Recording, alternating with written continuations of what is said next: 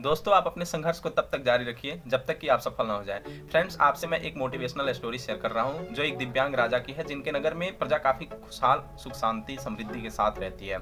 दोस्तों, राजा साहब अपने महल के गलियारे में घूमते घूमते अपने पूर्वजों की तस्वीर देख रहे थे।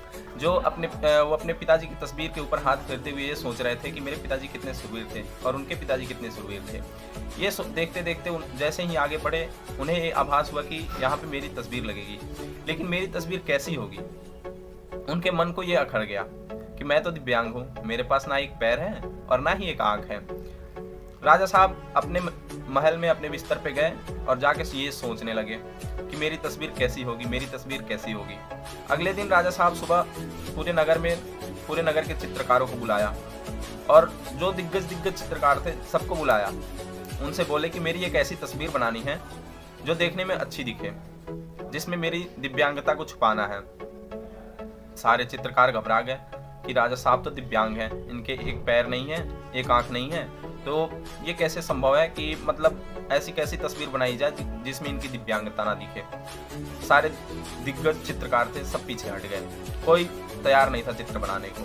सबने मना कर दिया, ये डर के मारे कि अगर चित्र अच्छी नहीं बनी तो राजा साहब हमें दंड दे सकते हैं। सबने मना कर दिया कि नहीं, हमसे ये तस्वीर नहीं बन सकती।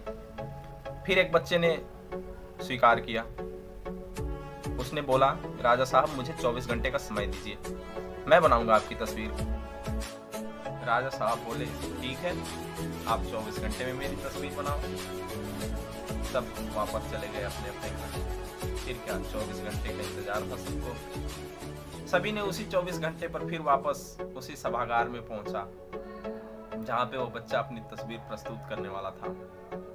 समय बीतते गया। अब वो समय आ गया था जब वो बच्चा अपनी तस्वीर लेकर आने वाला था। राजा साहब को भी काफी इंतजार था उस तस्वीर को देखने का।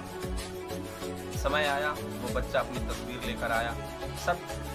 सारे सभागार की निगाहें उस बच्चे पर थी कि पता नहीं कैसा तस्वीर बनाकर लाया है जो इस राजा को लुभाने वाला है। फिर क्या, उस बच्चे ने जैसे ही उस तस्वीर को खोली, तालियों की गड़गड़ाहट, सीटियों की आवाज पूरे महल में गूंज उठा।